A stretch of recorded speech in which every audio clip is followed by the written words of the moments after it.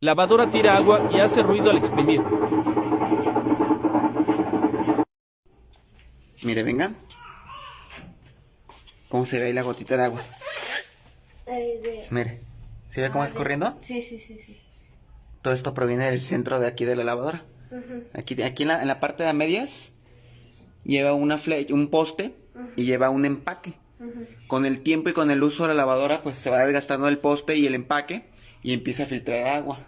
Empieza a filtrar agua, provocando que pase esto. La banda, como le comentaba, la banda ya está toda fea, pero ya tiene todo el ajuste. Entonces aquí lo conveniente sería cambiar la banda, cambiar el empaque, el poste y aprovechar que se va a destapar la transmisión para cambiar los valeros.